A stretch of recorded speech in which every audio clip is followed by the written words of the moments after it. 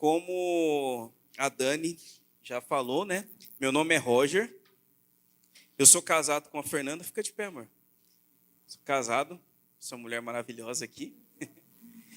E fazem 3 anos nós estamos morando aqui em Campina Grande. Como você já deve ter percebido, a gente não é daqui pelo sotaque. Mas já fazem 3 anos que o Senhor compartilhou uma direção para que nós viéssemos aprender e servir aqui, passar essa estação aqui em Campina Grande. E nós temos aprendido, nós temos crescido muito nesse período aqui. Nós congregamos na igreja sede e é sempre um prazer poder conhecer mais um membro do corpo, mais uma parte desse corpo tão especial. Eu tenho ouvido falar muito bem de vocês, mas ainda não tinha tido o privilégio e a honra de poder conhecer pessoalmente. E graças a Deus, hoje isso aconteceu. Amém?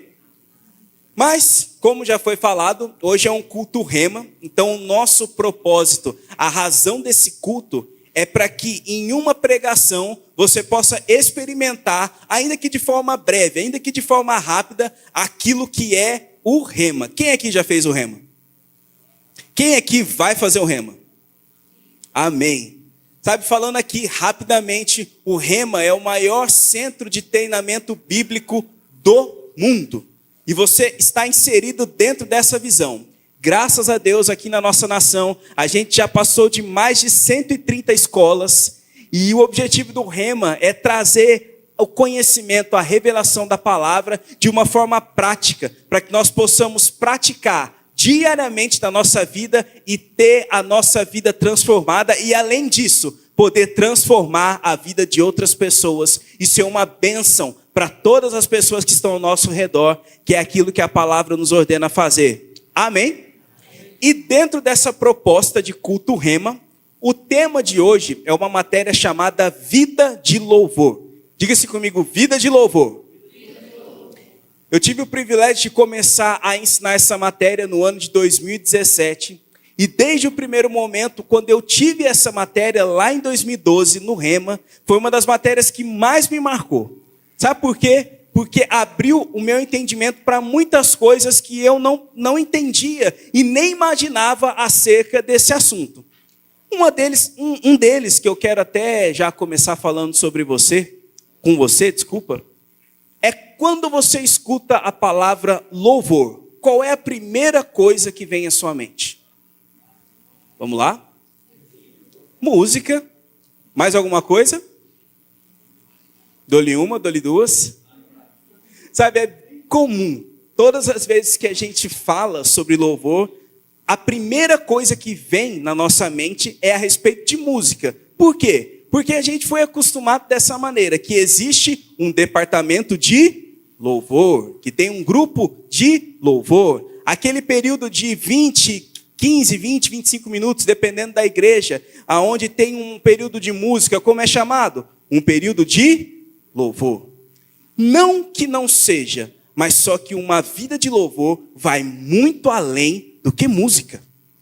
Sabe, quando a gente vai evoluindo, estudando no conhecimento dessa matéria, a gente vai perceber que a música, eu só estou te adiantando aquilo que está mais para frente, a gente vai perceber que a música é só uma das expressões de louvor. Mas uma vida de louvor vai muito além de música. E para a gente poder começar a fundamentar aquilo que nós vamos falar nessa noite, eu queria que você abrisse a sua Bíblia comigo, na epístola de 1 Coríntios, no capítulo 10, no versículo 31.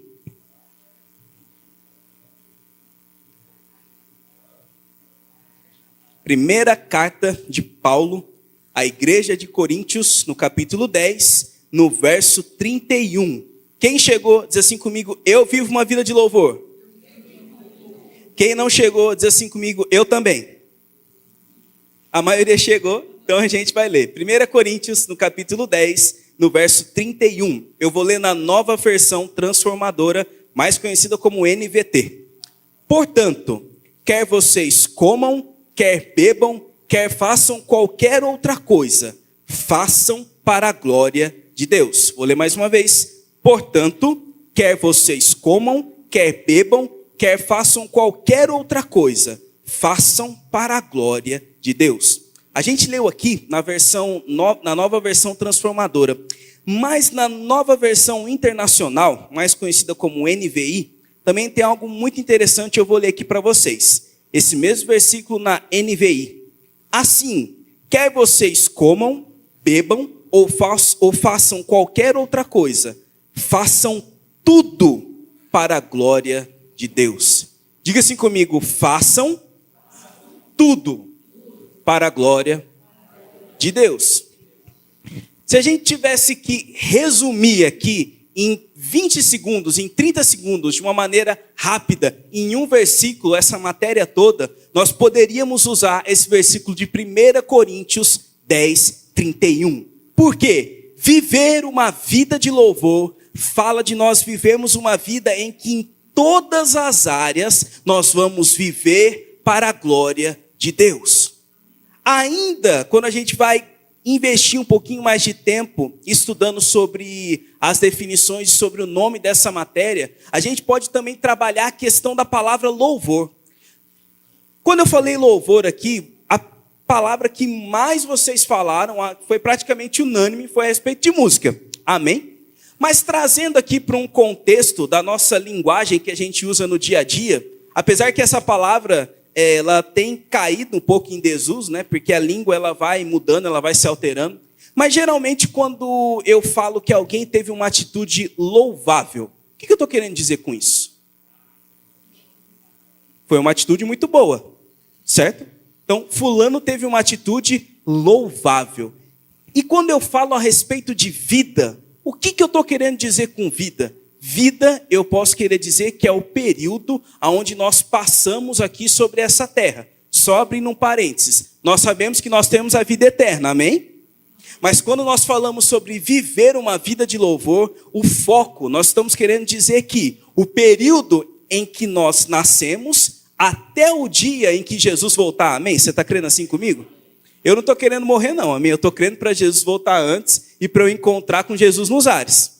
Mas, se acontecer de alguém morrer antes disso, então nós estamos falando do quê? Do período onde nós nascemos, até o período onde nós morremos, ou até o período onde Cristo volta.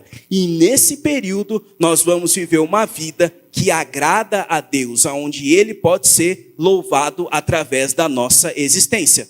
Amém? Queria que você abrisse comigo agora no Evangelho de João, no capítulo 4, nós vamos ler a partir do verso 23.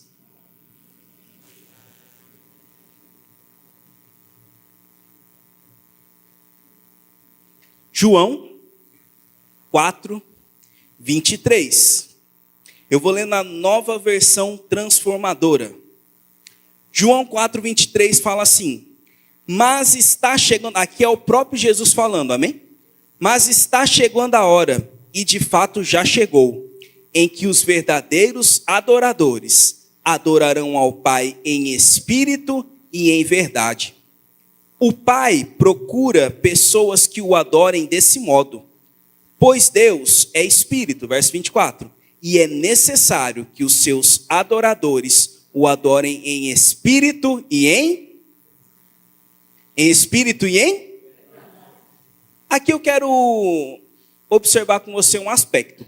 Você percebeu que lá em João 4, no verso 23, a palavra não fala apenas que Deus procura adoradores? Quem aqui já tinha parado para reparar isso?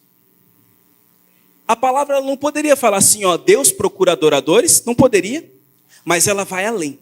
Ela fala assim, Deus procura o quê? Verdadeiros adoradores. Se Deus procura verdadeiros adoradores, é sinal que existe uma adoração que não é verdadeira. Sim ou não? A gente falou aqui, logo no começo, a respeito de uma vida de louvor não está ligada somente a uma vida de música. Sabe por quê, meu irmão? Porque quando eu falo nós, é só um exemplo, eu não estou falando que você faz isso, hein? Pelo amor de Deus. Mas a questão é possível que nós cantemos muito bem, é possível que a nossa atitude demonstre uma vida de adoração, quando na verdade essa vida de adoração não existe. Amém? Por quê? Porque a verdadeira adoração, ela acontece primeiro por dentro. aquilo que nós expressamos é aquilo que é expresso no nosso corpo físico, mas a verdadeira adoração, ela acontece no nosso espírito. Diga-se comigo, eu sou um espírito. Então a verdadeira adoração, ela começa no nosso espírito e ela é expressa através do nosso corpo, e isso vai influenciar nas nossas atitudes. Agora, nós só podemos viver uma vida de louvor, uma vida de adoração, porque nós somos um espírito, porque nós fomos recriados. É impossível uma pessoa que não conhece a Cristo viver uma vida de louvor.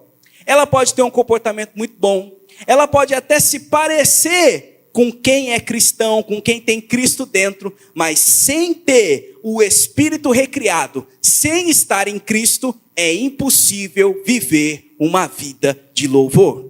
Amém? Agora eu quero ler aqui para você rapidamente algumas definições no hebraico, lá no Velho Testamento, sobre a palavra louvor. E essas definições, elas são no dicionário Strong. A palavra halal, no Velho Testamento, ela significa brilhar, louvor, vangloriar, gabar. A palavra é algo louvável. A palavra vadam, ela significa agradecer, louvar, glorificar e expressão de agradecimento. Tem uma outra palavra também no hebraico, no Velho Testamento, que é tehilá, que é o significado dela, vai falar sobre hinos, louvor público, músicas de louvor. Temos também a palavra todá, que ela vai indicar ações de graça e louvor. Temos também a palavra zamar, que significa cantar, cantar louvores e fazer música. E no Novo Testamento, nós vamos trabalhar também com mais duas palavras, aí no grego, a palavra ainos, que nós podemos trazer como um provérbio, como um discurso, e também a mesma palavra louvor, no Novo Testamento, no grego, ainda vai trazer a palavra ainel, louvar, exaltar, cantar louvores e honra a Deus. Só abrindo um parênteses aqui, eu quis ler para você algumas definições, que até na nossa apostila, no módulo da matéria do Rema. Por quê? Porque eu creio que você já ouviu isso, mas eu vou repetir. A Bíblia, ela não foi escrita em português, amém? A Bíblia, no original, ela foi escrita, o Velho Testamento, a maior parte no hebraico e algumas partes no aramaico, e no Novo Testamento ela foi escrita no grego. E qual que é a importância da gente falar sobre isso? Porque existem algumas palavras no hebraico que no português todas foram traduzidas para a mesma palavra. Mas só que quando a gente vai no original, essa mesma palavra tem outros significados. Amém? E da mesma forma no Novo Testamento. Só a título de informação para você. Mas então, vamos seguir. Já que a gente já definiu o que é uma vida de louvor, amém? Então, uma vida de louvor é uma vida onde em todas as áreas, em todos os aspectos, eu procuro viver para quê? Para agradar a Deus e para que Ele seja através de mim exaltado. Amém? Então, a gente já sabe o que é uma vida de louvor. A próxima pergunta que a gente vai trabalhar para responder agora é: como viver uma vida de louvor? Vira para quem está do seu lado e pergunta: como viver uma vida de louvor? E para a gente poder mergulhar aí e responder essa pergunta, eu queria voltar com você lá no início de todas as coisas. Vá comigo para o livro de Gênesis, no capítulo 1.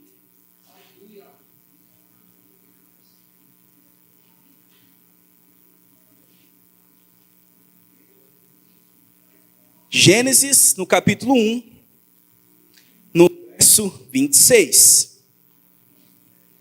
Aleluia. Enquanto você chega lá em Gênesis 1, 26, eu vou te dar um pequeno panorama. Eu tenho certeza que você já leu várias vezes, mas é sempre bom a gente lembrar. Quando a gente vai estudar a Bíblia em Gênesis, no capítulo 1 até o versículo 25, a gente vai ver o quê? Deus criando todas as coisas. Amém? Então a gente vai ver que Deus, Ele criou o céu, Deus, Ele criou o sol, Deus, Ele criou a terra, Ele criou tudo aquilo que existe. Ele deu uma condição necessária de sobrevivência, mas apesar de criar todas as coisas, você não vai ver em nenhum momento Deus tendo um relacionamento com elas. Ele somente dá uma ordem, que haja, e as coisas acontecem. Amém?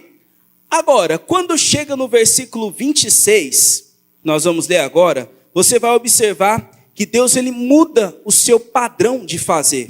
A Trindade, Deus Pai, Filho e Espírito reunidos, eles falam, Gênesis 1, 26. Também disse Deus, façamos o homem à nossa imagem, conforme a nossa semelhança. Tenha ele domínio sobre os peixes do mar, sobre as aves dos céus, sobre os animais domésticos, sobre toda a terra e sobre todos os répteis que rastejam pela terra. No verso 27, criou Deus, pois, o homem à sua imagem. A imagem de Deus o criou.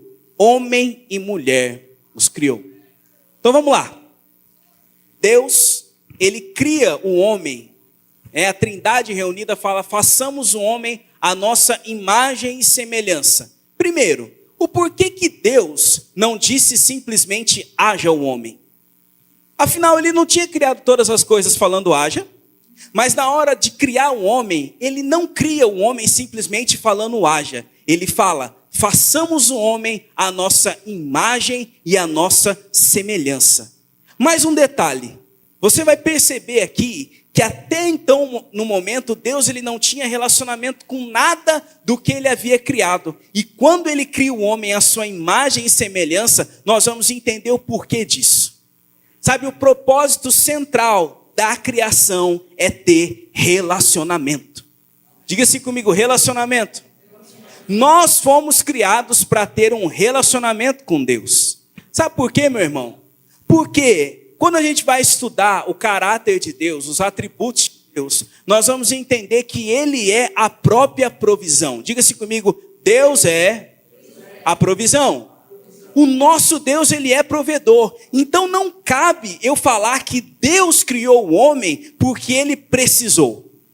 Porque se eu falo que Deus criou o homem porque Ele precisou, então eu estou logo negando um dos atributos de Deus. Porque quem é o provedor, quem é a própria provisão, não precisa de nada. Sim ou não? Agora, o mais maravilhoso de tudo isso é a gente chegar em um entendimento que Deus, ele não tinha necessidade de criar o homem. Amém? Então, ele cria o homem, sabe por quê? Porque ele quis. Ele não precisava criar o homem. Ele não precisava nos criar, mas mesmo assim, ele quis nos criar para que eu e você tivéssemos relacionamento com ele. Agora vamos lá. Eu vou aqui fazer uma comparação com o relacionamento natural. Relacionamento de homem e mulher. O relacionamento em si, ele é algo onde as pessoas se unem em um casamento só para ficar desfrutando de um ambiente romântico, ou ele tem um propósito? Ele tem um propósito. Toda vez que um homem e uma mulher se unem em casamento, o propósito é o quê? Gerar uma família. Da mesma forma, o nosso relacionamento com Deus também tem um propósito. Diga assim comigo, eu tenho um propósito. E quando eu e você vivemos e manifestamos esse propósito, nós estamos vivendo uma vida de louvor. É impossível nós vivermos uma vida de louvor e isso não produzir frutos aqui nessa terra para Deus. E quando nós produzimos frutos, nós estamos cumprindo o propósito da nossa existência. Mas vamos aqui voltar para o texto bíblico, porque a gente tem muita coisa para ver ainda aqui. A gente acabou de ler Gênesis 1, 26, e eu até deixei destacado aqui algumas palavras para a gente poder se debruçar sobre elas. Então aqui fala, façamos o homem à nossa imagem. Diga-se comigo, imagem. Quando eu falo de imagem, qual que é o entendimento que nós temos acerca da palavra? Que nós fomos criados à imagem do próprio Deus. E a palavra também fala por semelhança. Então quando eu olho para esse fato, eu entendo o porquê Deus pode ter relacionamento com a gente. Porque Deus ele se relaciona comigo e com você. Porque nós fomos feitos à imagem e semelhança dele. Sabe, tem um exemplo que é até bobo, me permito usar essa palavra, mas você vai entender perfeitamente. Quem aqui tem animal de estimação? Eu tenho. Sabe, todo mundo que tem animal de estimação, você fala com o animal. Amém? Pode admitir, irmão, eu sei que você fala. Tem problema não, tá? Não tem problema. Agora, se você falar para mim que está ouvindo ele responder, aí complica. É comum. Agora, o fato de eu falar com o animal de estimação, eu posso dizer que eu tenho um relacionamento pleno com ele? Não. Porque ele não me responde. Ele pode entender aquilo que eu quero dizer porque ele aprende comandos, ele consegue decorar algumas palavras e o animal, principalmente o cachorro, ele vai aprender por associação. Então, se você falar comer, se você falar fome, ele vai aprender, conforme o tempo, ele vai associar a comida dele e ele vai responder aquele estímulo. Se você chama o nome, ele vai aprender. Se você dá um comando, ele vai aprender. Mas, mesmo diante de tudo isso, eu não posso dizer que tenho um relacionamento, porque não tem como haver um diálogo. Amém? Da mesma forma, Deus ele não tinha um relacionamento com nada do que ele havia criado, porque ele precisava de alguém que fosse a sua imagem e semelhança, alguém da mesma espécie, e eu e você fomos criados dessa forma. E a partir desse momento, ele passa então a ter relacionamento com o homem. Agora vá comigo para Gênesis no capítulo 2, para a gente ganhar tempo. Depois eu te convido a estudar de Gênesis do capítulo 1 até o final do 3 na sua casa. Amém? Vai te edificar muito. Mas vá comigo agora para Gênesis 2, no verso 7. Gênesis 2, 7, eu vou ler aqui na revista Almeida e atualizada. Então formou o Senhor Deus ao homem do pó da terra, e lhe soprou, diga-se comigo, soprou, nas narinas o fôlego de vida. E o homem passou a ser então alma vivente. Então, Deus cria o homem e ele sopra no homem o fôlego de vida. E quando a gente vai estudar no original, a gente vai aprender que esse sopro está falando acerca do Espírito. Deus sopra no homem o Espírito. E a partir do momento que Deus sopra no homem o Espírito, então aquilo que era só um boneco de pó ganha a vida. E não é qualquer vida, meu irmão. Ele ganha a própria vida de Deus. E é algo fundamental, sabe por quê? Lembra quando a gente leu lá em João, no capítulo 4, versos 23 e 24, acerca da verdadeira adoração? A palavra fala que Deus ele é espírito e é necessário que nós o adoremos em... Então Deus cria o homem, ele sopra dentro do homem o fôlego de vida, o próprio espírito, e a partir daquele momento, o homem está então capacitado a ter um relacionamento com Deus. Agora, a gente acabou de falar, comparando com o relacionamento entre homem e mulher, que todo relacionamento tem um propósito. Todo relacionamento tem uma missão. Agora vá comigo para Gênesis, ainda no capítulo 2. A gente vai ler agora no verso 15, a partir do verso 15. Gênesis 2, a partir do verso 15, eu vou ler na Almeida Revista Atualizada também. Tomou, pois, o Senhor Deus ao homem e o colocou no jardim do Éden para o quê? Para o cultivar e guardar. Diga-se comigo, cultivar e guardar. Para um pouco aqui comigo. Então Deus cria um homem, ele capacita o homem a ter relacionamento com ele e logo depois disso, Deus dá uma missão para o homem. E qual era a missão do homem no jardim do Éden? Cultivar e guardar. Sabe, essa palavra cultivar, ela está querendo dizer manter da forma como Deus havia criado, manter da forma como Deus havia feito. E a palavra guardar, ela está falando guardar sobre qualquer coisa ou alguém que pudesse surgir para tentar perverter a ordem perfeita que Deus tinha feito. A gente então viu que Deus criou o homem à sua imagem e semelhança. Então, sabe o que ele quis dizer com isso, meu irmão? Que na terra, o representante oficial dele era o homem. Quando Deus cria um homem à sua imagem e semelhança, sabe o que ele quer? Que na terra, todos que olhem para o homem enxerguem as características do próprio Deus. Ele quer aqui que o homem seja uma cópia de Deus andando sobre a terra. A palavra fala em Salmos que os céus são os céus do Senhor, mas a terra ele deu ao Filho do Homem. Então, Deus, ele cria o homem à sua imagem e semelhança, e tem uma palavra também, ali em Gênesis 1, 26, que nós vamos ver a respeito de domínio. Diga-se comigo, domínio. Deus, ele é o dono de toda a autoridade. Amém? Toda autoridade vem de Deus. E quando Deus cria um homem e dá o domínio para o homem, ele está dando autoridade terrena para que o homem governasse todas as coisas aqui nessa terra.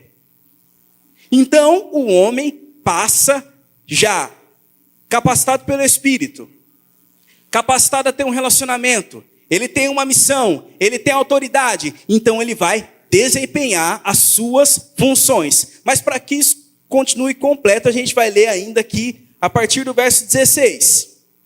Gênesis 2, no verso 16. E o Senhor Deus lhe deu esta ordem: de toda a árvore do jardim comerás livremente, mas da árvore do conhecimento do bem e do mal não comerás, porque no dia em que dela comeres, certamente morrerás.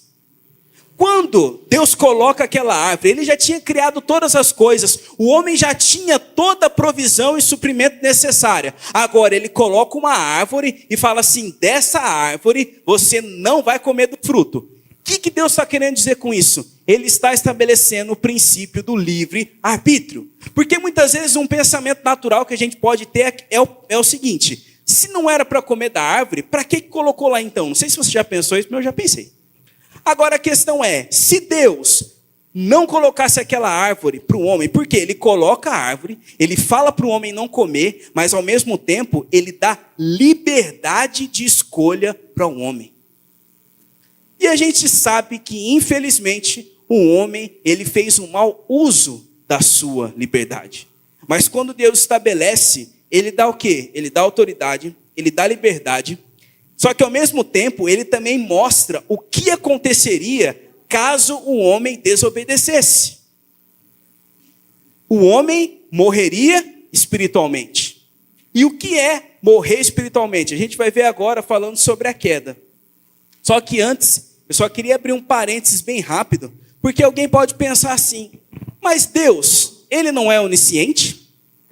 Amém ou não amém? Ele é onisciente. Ele é onipresente. Ele é onisciente, quer dizer que ele sabe de todas as coisas. Ele é onipresente, quer dizer que ele está em todos os lugares. Aí você fala assim: tá, mas Deus não sabia que o homem iria errar? Se ele é onisciente, então não tem sentido algum eu falar que Deus não sabia. Sim, de fato Deus sabia. Mas o fato de Deus saber o que vai acontecer no futuro não quer dizer que ele concorde com aquilo que vai acontecer. Porque eu e você e o homem, quando foi criado, também tinha o quê? O livre-arbítrio. Amém? Deus, ele nos ama, ele quer o nosso bem, mas ele tem um compromisso com a sua palavra. Ele não vai interferir no nosso livre-arbítrio, porque ele não pode negar a sua palavra e os seus princípios. E por causa disso, o homem fez uma escolha errada. Quando a gente vai lá para Gênesis, no capítulo 3, nós vamos ver o quê? A queda do homem. Nós vamos ver que Satanás, em forma de serpente, seduz Eva, engana Eva. E aí que está algo que eu quero até frisar com você, em Gênesis 3. Você lembra que lá em Gênesis 1, nós falamos sobre Adão ter o domínio? Nós falamos sobre Adão, em Gênesis 2, ter que o quê? Cultivar e guardar. Só que, não sabemos o porquê, Adão não cumpre a sua função. E lá no jardim, a mulher está naquela situação onde a serpente começa a tentar convencer ela do contrário da palavra de Deus. Porque é dessa forma que o diabo trabalha. O diabo trabalha para tentar colocar em descrédito aquilo que a palavra fala. Sabe, muitas vezes a gente lê na palavra a respeito que Deus é o nosso provedor, que o Senhor é o nosso pastor e nada nos faltará. Mas as circunstâncias naturais tentam nos provar totalmente do contrário. A gente lê na palavra, o Senhor é o nosso pastor e nada nos faltará, mas em algumas situações pode ser que naturalmente você abra o aplicativo da sua conta bancária e lá esteja falando outra coisa ao contrário da palavra. Sabe por quê, meu irmão? Porque essa é a função do diabo, tentar te mostrar e tentar colocar em descrédito aquilo que a palavra de Deus fala. E foi justamente isso que ele fez com a mulher.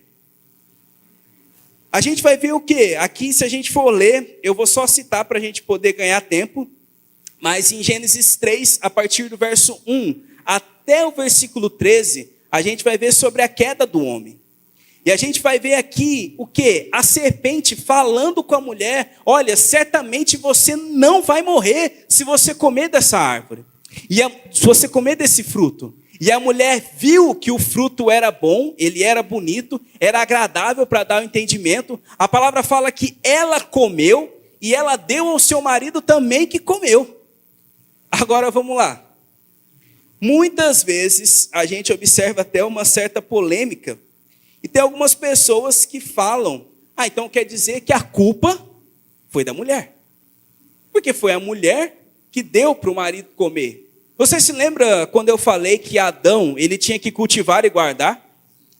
Quando Adão permite esse diálogo acontecer, não intervém, não expulsa, não chuta, fala assim: Satanás, sai daqui. Mulher, vem para cá, vamos fazer outra coisa. Quando Adão não intervém nessa situação, ele deixa de cumprir a sua posição. E qual era a posição de Adão? De autoridade. E toda vez que uma autoridade deixa de cumprir o seu papel, quem está de baixo passa a perecer. Quem está de baixo passa a experimentar de sofrimento. E foi isso que aconteceu aqui na terra. Adão, ele não cumpriu o seu papel. Então, Eva foi enganada, foi seduzida, comeu do fruto, ele estava perto e comeu também, porque a palavra fala que ela deu também para que Adão comesse do fruto. E a partir desse momento, o homem ele faz um mau uso do seu direito, do seu poder de decisão, do seu livre-arbítrio, e com esse mau uso, o pecado ele entra na terra. Agora, o que tudo isso tem a ver sobre como eu posso viver uma vida de louvor.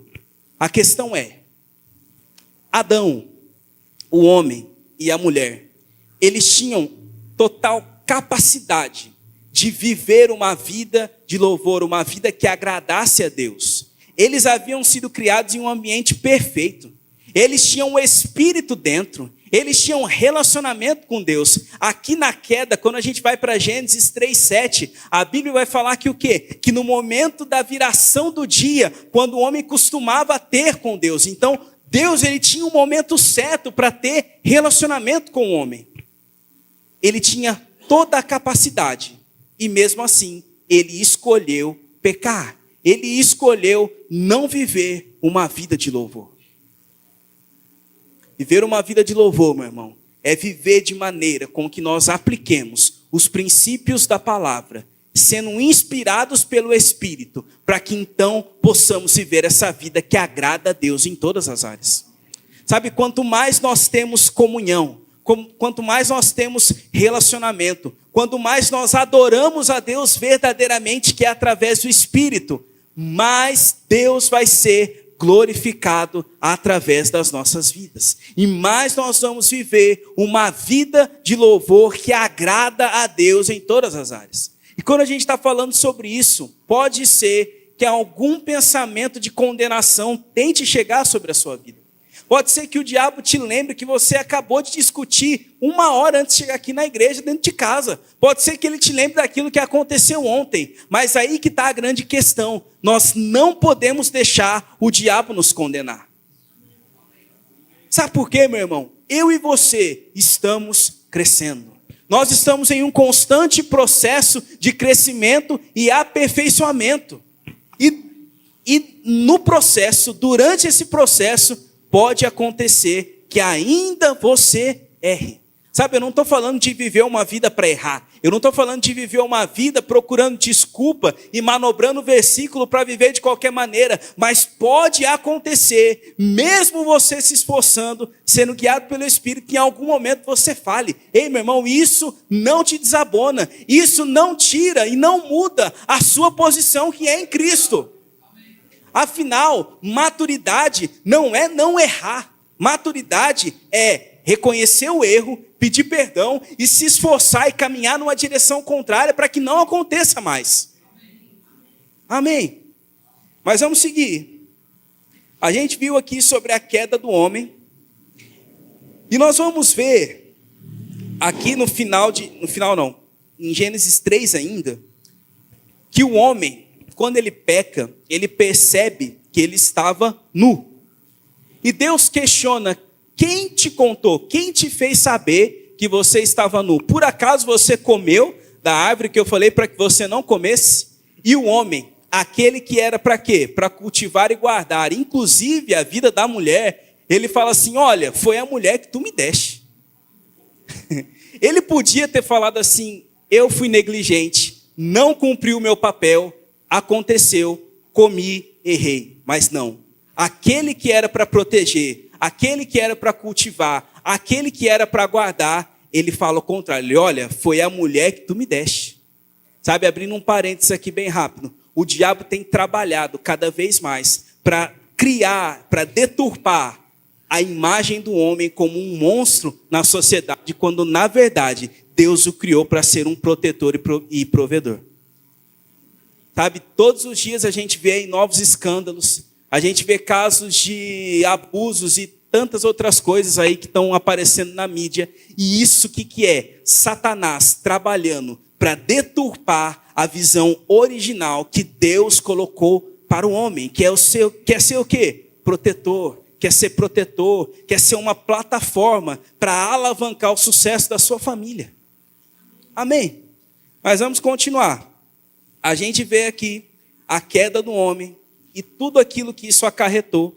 Mas agora eu quero que rapidamente você vá comigo para a primeira carta à igreja de Coríntios, no capítulo 15, no versículo 21. A gente já está caminhando para poder encerrar. 1 Coríntios, no capítulo 15, nós vamos ler a partir do verso 21.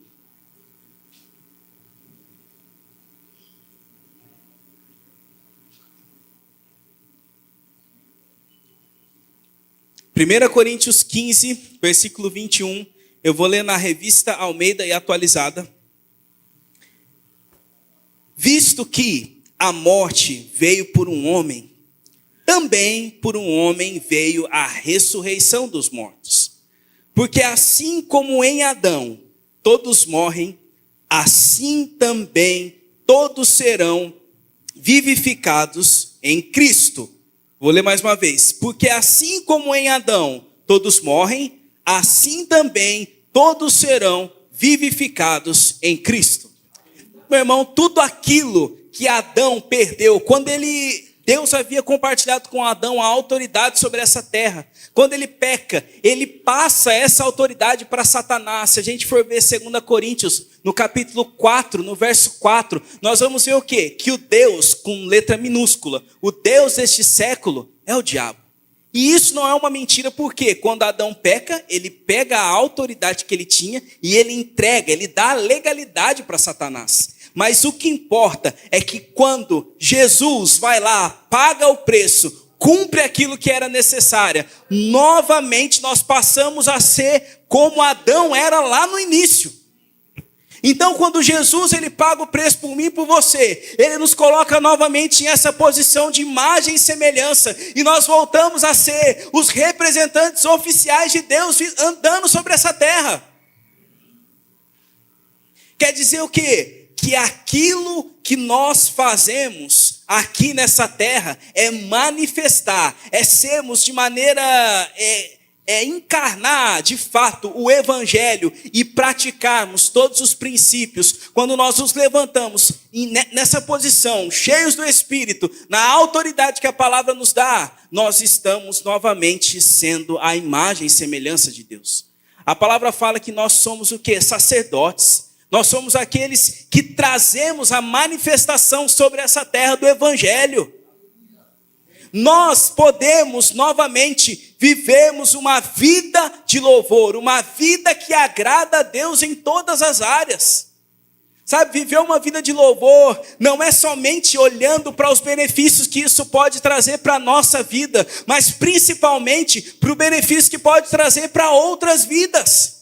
Quando eu e você vivemos a vida que nós fomos criados em Cristo para viver, nós passamos a atrair as pessoas, porque elas vão querer também desfrutar daquilo que eu e você desfrutamos.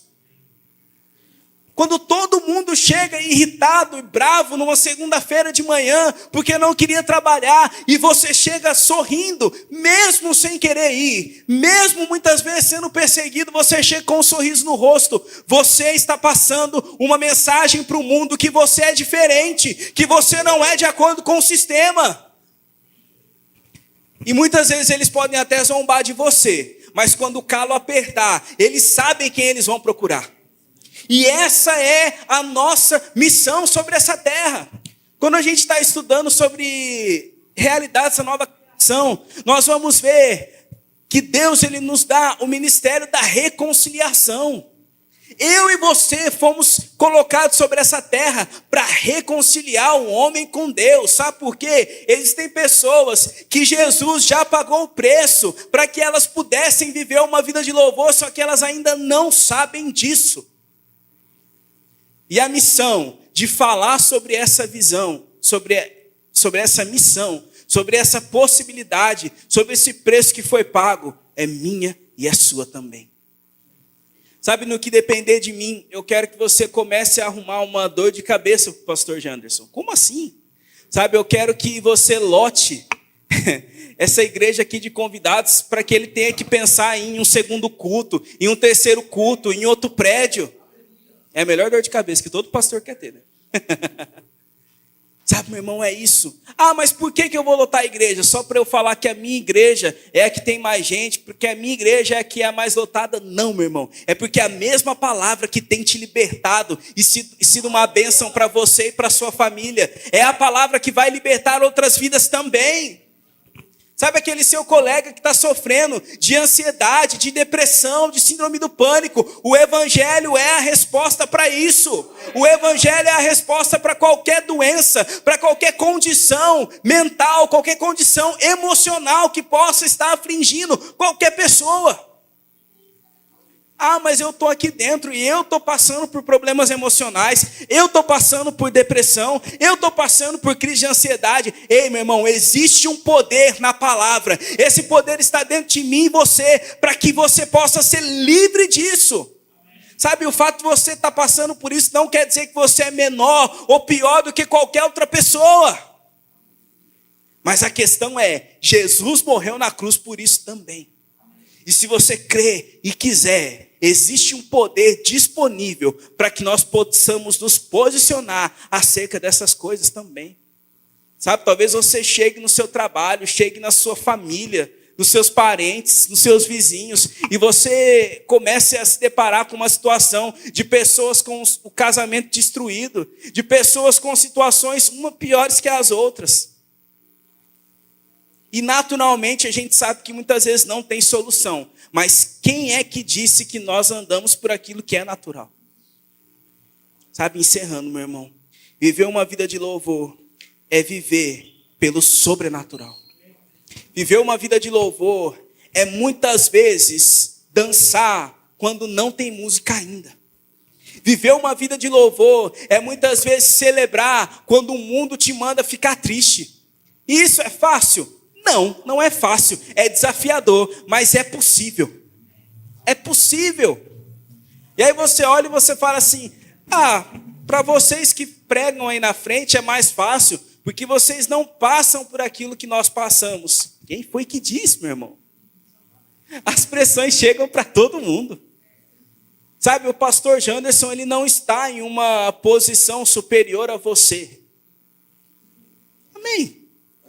Ele também passa por pressões. Todos nós passamos por pressões. Mas mesmo diante das pressões, nós não precisamos parar. Nós não precisamos desistir. A gente cantou agora há pouco, abatido, mas não destruído. Perplexo, mas não desanimado. Eu não sei qual que é não lembro agora qual que é a letra certa. Mas o importante é o que diz o refrão, sabe? Não caminhamos por aquilo que nós vemos. 2 Coríntios 5:7 fala que nós não andamos por vista. Viver uma vida de louvor é viver por fé. Porque a palavra fala que é impossível agradar a Deus se não for por fé. Porque todo aquele que se aproxima, que chega perto dele, precisa crer que ele existe e que ele se torna o quê? Galardoador daqueles que o buscam. Uma vida de louvor, meu irmão, é viver uma vida onde nós vivamos o sobrenatural. Sabe que isso traga consequências para a nossa vida, mas principalmente que isso seja como um farol para outras vidas. Sabe, a marca da nossa igreja, do nosso ministério, se você olhar aqui, tem uma Bíblia e logo em cima da Bíblia tem um quê? Tem um farol. Hoje, a gente tem vários recursos aí de navegação. A gente tem satélites, sensores que os navios eles usam para não se perder. Até a gente usa GPS dentro da própria cidade. Mas lá atrás, antigamente, os navios eles se guiavam pelo farol. Então eles sabiam aonde tinha um farol, que eles estavam o quê? Perto de terra firme. Que algum lugar tinha porque tinha um farol. E da mesma forma, nós somos esse farol para o mundo. Você é um farol para os seus familiares. Você é um farol para os seus vizinhos. Você é um farol para as pessoas que trabalham com você, que estudam com você. Eu não sei os meios aonde vocês estão inseridos. Sabe, encerrando.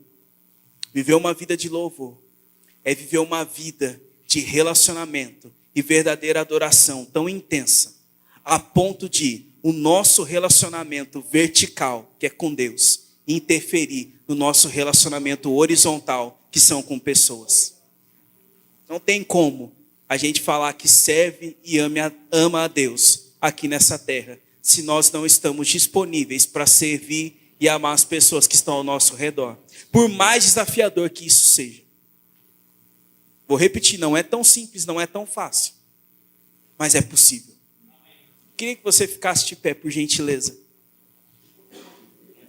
Queria chamar aqui o grupo de música. E nós vamos encerrar esse tempo cantando mais uma vez. Essa última canção, Mestre da Vida. Sabe, eu acredito que com esse conhecimento que foi reavivado dentro de você nessa noite, você vai cantar essa música de uma forma diferente. Entendendo o preço que foi pago, para que hoje nós pudéssemos levantar as nossas mãos livremente e expressar as nossas canções diante dele.